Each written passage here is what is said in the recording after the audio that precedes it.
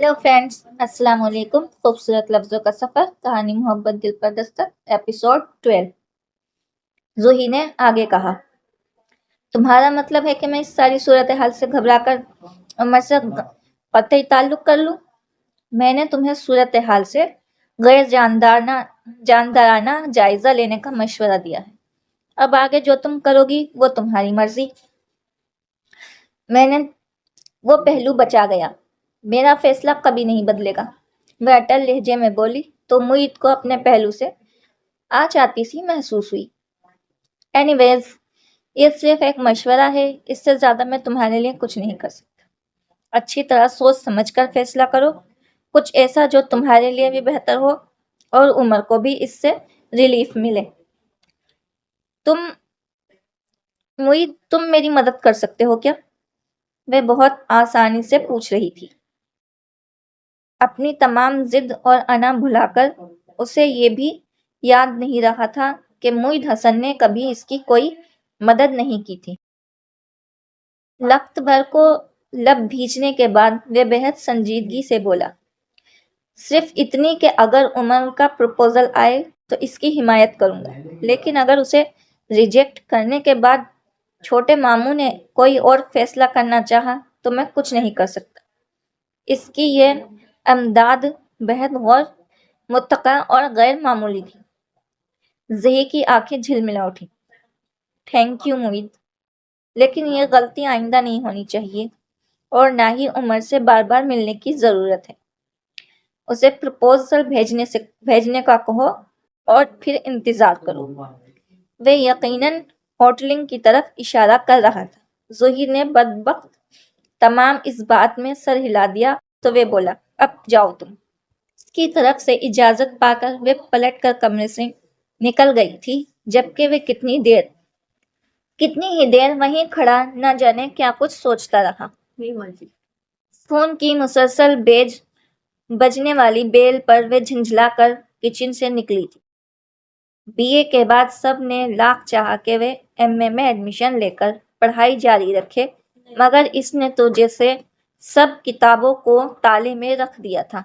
ज़ोही ने भी इसके साथ सर खपाने के बाद आगे एडमिशन ले लिया था, मगर सबा को कुकिंग के जुनून ने बांध रखा था। सो अक्सर व पेशतर वे किचन ही में दिखाई देती थी। अब भी वो एप्पल पानी के साथ किचन में कुछ बनाने में मसरूफ थी, मगर ये फोन की बेल मुसीबत बन गई थी।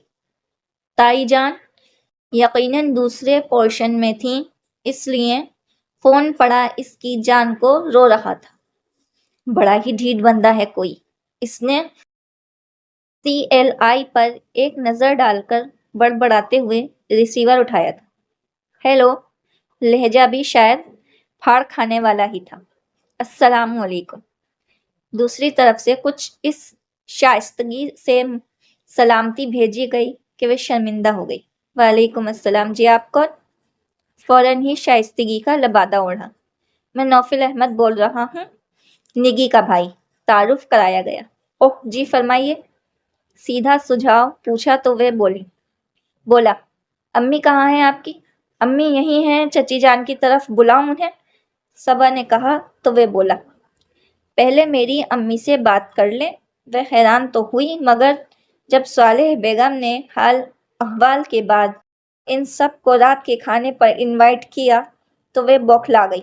मैं क्या कह सकती हूँ आंटी, ये तो अम्मी ही बताएंगी।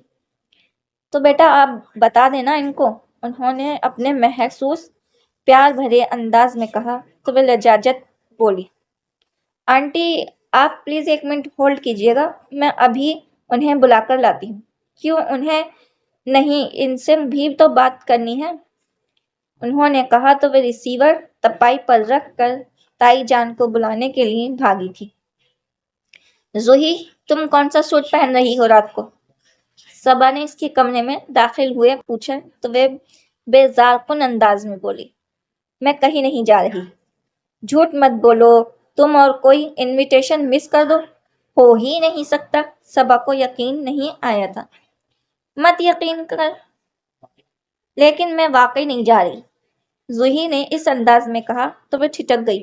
اسے یاد آیا دوپہر کو جب وہ یونیورسٹی سے لوٹی تھی تب صبا نے اسے بڑے زور و شور سے رات کی دعوت کے بارے میں بتایا تو وہ بھی اس نے کوئی تاثر نہیں دیا تھا۔ کیا بات ہے زوئی، آج کل تمہارا موڈ کچھ ٹھیک نہیں لگ رہا۔ کیا ہوا ہے؟ مجھے ٹھیک تو ہوں میں، وہ اکتا کر بولی تو صبا نے کہا جب تم ٹھیک ہوتی ہو تو ایسی نہیں ہوتی، سچ بتاؤ کیا بات ہے؟ اوفو، یوں ہی بس سر میں درد ہے۔ اس نے اپنی اندرونی اور ظاہری پر مردگی پر پردہ ڈالنا چاہا تھا۔ چائے بنا دوں؟ ابھی ٹھیک ہو جائے گا، فوراً کھانا کھا کر فوراً سو جاؤں گی، زوہی نے اسے منع کرتے ہوئے کہا تو وہ مایوسی سے بولی یعنی تم واقعی نہیں جا رہے؟ اب کیا لکھ کر دوں؟ وہ چڑ گئی۔ کیا بات ہے زوہی، پچھلے کئی دنوں سے میں دیکھ رہی ہوں تمہارا موڈ کچھ ٹھیک نہیں لگ رہا، کسی بھی بات میں دلچسپی نہیں لے رہی ہو تم؟ صبا اسے کھوجتی نگاہوں سے دیکھا تو وہ یوں ہی دونوں ہاتھوں سے اپنے رخسار رگڑتے ہوئے آہستہ سے بولی کچھ نہیں ہوا ہے مجھے۔ جھوٹ مت بولو زوہی، کیا پریشانی ہے مجھ سے بھی نہیں کہو گی؟ صبا نے بہت مان سے پوچھا تھا۔ زوہی کا جی چاہا کہ اس کے مہربان شانے پر سر رکھ کر خاموشی سے اپنے اندر کی ساری الجھنیں آنسوؤں کے سنگ بہا دے، مگر وہ پھر سے اپنی اسی ذلت کا سامنا نہیں کرنا چاہتی تھی جیسا موہت کے سامنے ہوا تھا۔ کچھ نہیں یار، پتہ تو ہے تمہیں 2 ماہ کے بعد فائنل ایگزامز ہیں، بس انہی کی ٹینشن ہے۔ وہ اس سے نظریں چرائے یوں ہی سائڈ ٹیبل کی دراز چیک کرنے لگی۔ کمال ہے زوئی، اس قدر کریز ہے تمہیں پڑھنے کا، تم نے تو کبھی بھی پڑھائی کو ٹینشن نہیں بنایا تھا اور ہر بار اچھے گریڈ میں پاس ہوتی رہی ہو، پھر اب یہ زرد رنگت اور بجھا ہوا انداز۔ مہر ہاؤس میں سب کے دل ایک دوسرے کے اندر دھڑکتے تھے۔ صبا کے انداز میں حدود تشویش سمٹ آئی تو وہ بد وقت تمام ہنستی ہوئی اس کی طرف پلٹی اور اس کے گلے میں باہیں ڈال کر ایک پل کو اسے دیکھا، پھر آگے ہو کر اس کا رخسار چوم کر محبت سے بولی یہ سب تمہارا پیار ہے، اسی لیے تمہیں کمزور اور بجھی بجھی سی دکھائی دے رہی ہوں۔ جواباً صبا بھی اسے پیار کیا اور مسکرا کر بولی تو پھر چلو نا ہمارے ساتھ۔ زوہی اسے گھورتے ہوئے پیچھے ہٹی تھی۔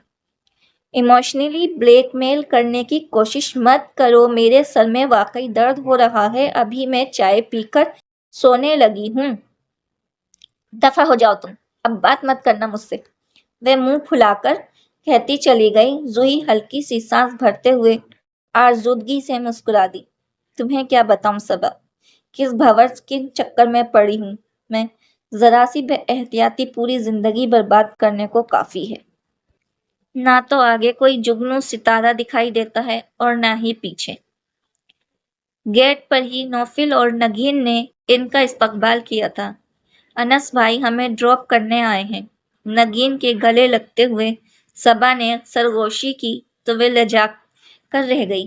نوفل تو انس کو بھی اندر لانے پر باضد تھا اور وہ موصوف سر کے بل آنے پر تیار، مگر تائی جان اور چچی جان کی تنبیہ نگاہوں نے زبردستی اسے آپے میں رہنے پر مجبور کر دیا، نتیجن وہ باہر ہی سے گاڑی لے کر رخصت ہو گیا۔ آپ لوگ پلیز اندر چلیں، امی آپ کا بہت بے چینی سے انتظار کر رہی ہیں، نوفل نے صبا پر ایک گہری نگاہ ڈالتے ہوئے مسکرا کر کہا تو وہ سب اس کی سائیڈ سے نکل کر ڈرائنگ روم میں چلے آئے، جہاں نہ صرف صالح بیگم بلکہ زرینہ بیگم اور طرحدار عدنیہ بھی موجود تھیں۔ یہ تو سخت ناانصافی ہے آپا، میں نے تو سب کو انوائٹ کیا تھا اور وہ شرارتی سی زوہی کیوں نہیں آئی؟ صالح بیگم نے محبت بھرا شکوہ کیا تو تائی جان نے کہا اس کی طبیعت ٹھیک نہیں تھی، ورنہ تو ایسے موقعوں پر سب سے آگے ہوتی ہے۔ باقی رہ گیا موعد، تو اس کی جو بھی کچھ ایسی ہے، نہ دن کا پتہ چلتا ہے نہ رات کا، اور ہم تو اپنی سویٹ سی بھابھی کی محبت میں چلے آئے، جاوید نے شرارت سے کہا تو سب کے بیچ اس طرح کہنے پر نگی جھیپ گئی، یعنی ہم سب کا کوئی ذکر ہی نہیں؟ نوفل نے مسکراتے ہوئے پوچھا تو وہ فوراً بولا دیکھیے ہم تو یہاں کھانے پر معاہدہ ہوئے ہیں اور آج کل سوشل اسپیشل بھجوائے گئے ہیں کہ ان کی خاطرداری کے مظاہرے دیکھے سکیں۔ جاوید سب کے ہنسنے اور نگی کے خجالت و شرم سے سرخ پڑے۔ صبا نے سب سے نظر بچا کر جاوید کو دھمکانا چاہا مگر نوفل نے دیکھ لیا بچے ایسی شرارتیں کرتے ہوئے ہی اچھے لگتے ہیں۔ بطور خاص صبا نے مخاطب ہو کر کہا تو وہ سٹ پٹا گیا۔ یہ جاوید کا بچہ جو زوہی سے چھوٹا ہونے کے باوجود بڑا بھائی جان لگتا تھا، یہ حضرت اسے بچوں میں شمار کر رہے تھے۔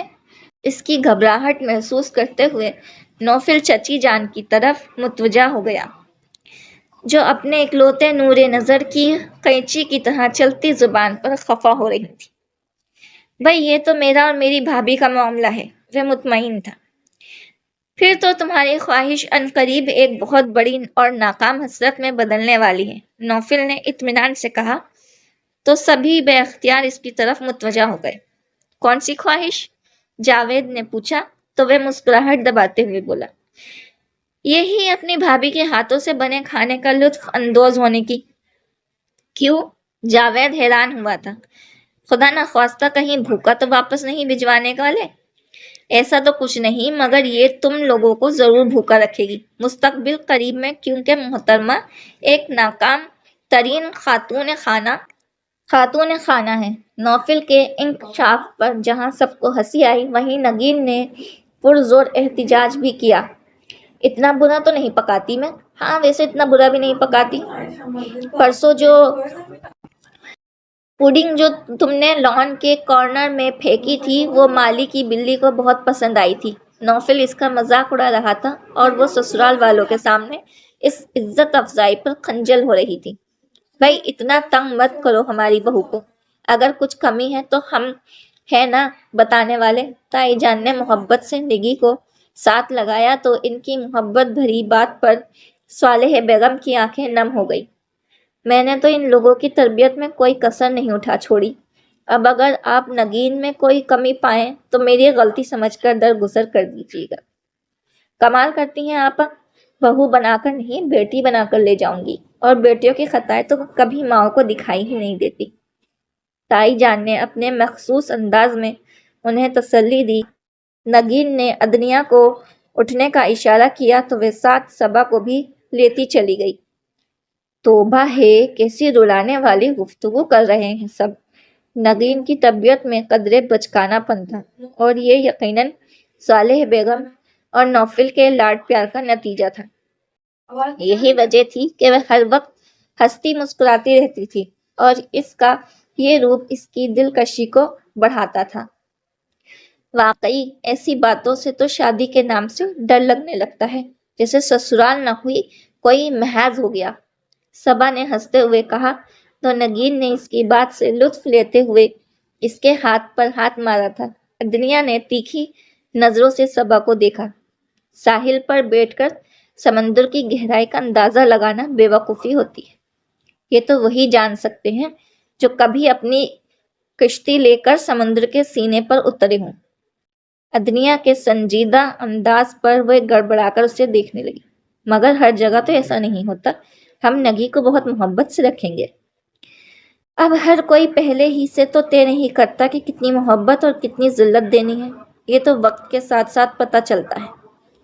ادنیا کے انداز چبھن تھی، اس کا انداز نگین کے لیے نیا نہیں تھا، اس لیے وہ تو نوری کے سر پر کھڑے ہو کر چائے کے لوزمات ٹرالی میں رکھوانے لگی، مگر صبا نے مسکرا کر بات سمیٹنے کی کوشش کی تھی۔ واقعی دعووں کا تو فائدہ بھی کوئی نہیں ہوتا، حقیقت تو وقت کے ساتھ ساتھ ظاہر ہو جاتی ہے۔ تم لوگوں نے کیا بحث شروع کر رکھی ہے یار، میری کچھ ہیلپ ہی کر دو۔ ہو تو میری ہونے والی نند، مگر اس وقت تو میری سسرال پر امپریشن کا معاملہ ہے، تمہارا میرا ساتھ دینا چاہیے۔ نگین اس کی طرف پلٹی تو صبا نے شکر ادا کرنے ہوئے اس کے ساتھ مل کر ٹرالی سمیٹنا شروع کر دیا۔ ادنیا کا خشک سا انداز گفتگو اس کو گھبراہٹ میں مبتلا کرنے لگا تھا، مگر یہ بات بھی پیش نظر تھی کہ ابھی اس کا گھر اجڑنے اجڑے بامشکل سال بھر ہی ہوا تھا، شاید اس وجہ سے اس کی باتوں میں تیکھا پن آ گیا تھا۔ میرے خیال میں یہاں بالکل فارغ ہوں، اس لیے مجھے ڈرائنگ روم میں چلے جانا چاہیے، عدنیہ کچھ اکتا کر کہتی ہوئی نگین کے روکنے سے پہلے ہی کچن سے نکل گئی تو نگین نے صبا سے کہا، مائنڈ مت کرو صبا، عدنیہ بہت جلدی کسی سے گھلتی ملتی نہیں ہے، بلکہ یہ سمجھ لو کہ پل میں تولا اور پل میں ماشا ہے۔ اس کی نیچر تو اچھی ہی ہے، مگر ٹریجڈی کے ساتھ ہوئی اس کے وجہ سے کبھی کبھار بگڑ بھی جاتی ہے۔ اس میں مائنڈ کرنے والی کیا بات ہے؟ اور پھر ابھی تو ایک آدھی ملاقات ہوئی ہے، آئندہ یقیناً ہماری دوستی بھی ہو جائے گی۔